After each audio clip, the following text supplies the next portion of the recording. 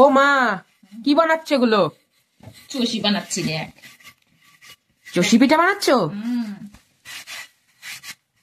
বাবাই তো খুব ভালো খায়। তা এই গুঁড়ো কিসের? চালের গুঁড়ো। চালের গুঁড়ো?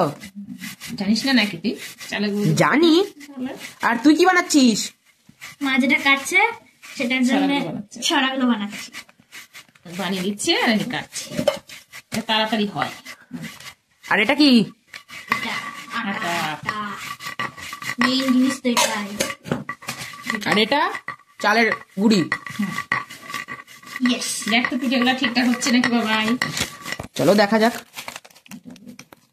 তুই হাত ধুয়েছিস? হাত ধুয়েছি আমি। আর এরকম, তাই তো? ভালো হয়েছে।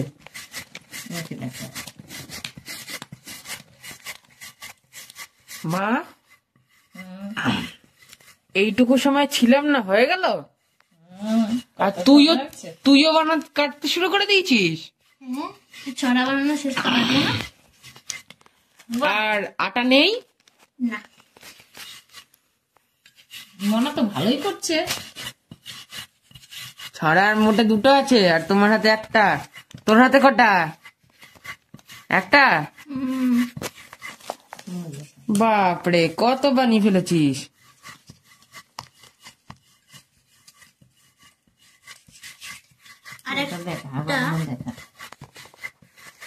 আরেকটা নিউ মডেলের চষি পিঠা বানাবো। কিরকম বানাবি দেখা? চলো দেখা যাক। এটা আবার কি ধরনের? দাঁড়ান, হয়নি। এটা গোল পিঠে, গোল চারটা। এটা আরেক ধরনের চষি।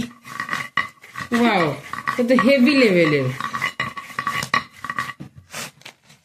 বানাতে না পারলে ওইভাবে বানাতে হয়, তাই নাকি? তাহলে বিগিনার লেভেলের লোকদের কি এগুলোই দরকার নাকি এভাবে বানানো? ইয়েস।